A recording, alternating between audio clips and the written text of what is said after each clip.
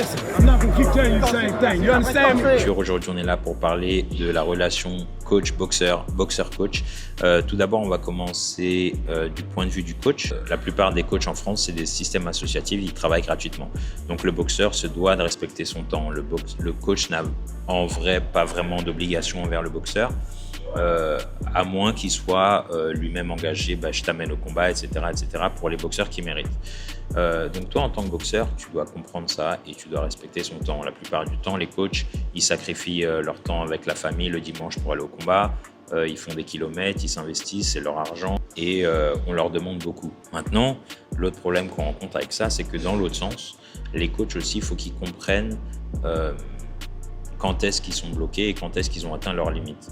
Nous, on a eu de la chance. Moi, j'ai eu un coach.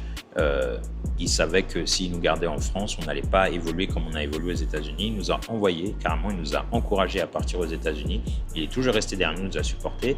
Mais il a su, ok les gars, moi, ça, c'est là où je peux vous amener. Partez là-bas et on continue le boulot. Et souvent, les coachs, tu vois, il n'y a rien de plus sensible qu'un coach. Et ils ont un peu ce truc de c'est mon boxeur. Ils veulent s'accaparer le boxeur comme si c'était une propriété. Et ça c'est très néfaste parce que en fait, ça empêche le boxeur de s'épanouir et même d'aller dans une autre salle pour faire des sparring ou autre. Les boxeurs et les coachs, ils ont très peur de ça et ils laissent pas leurs boxeurs aller voir ailleurs.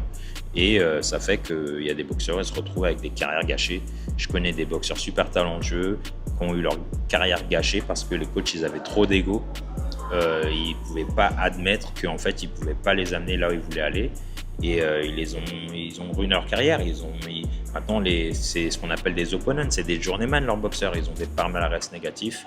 Et voilà. Et maintenant, on se retrouve avec des boxeurs qui avaient un potentiel gâché par l'ego des coachs. Donc voilà la team. Moi, j'ai écrit plusieurs ouvrages. Dans un des ouvrages, je vous donne des outils pour vous aider à construire un entourage. Donc si vous êtes intéressé, commentez loyauté et je vous enverrai cette feuille. Cette feuille, c'est une feuille avec un tableau où il y a plusieurs cases et tu peux noter en fait ton coach, ou si tu es un coach, tu peux noter ton boxeur par rapport à plusieurs choses et voilà, prendre ta décision à la fin si tu veux continuer à travailler avec lui ou si tu veux même commencer à travailler avec cette personne. Donc voilà. Si vous voulez plus de contenu comme ça, likez, commentez et suivez Boxing Culture. Peace.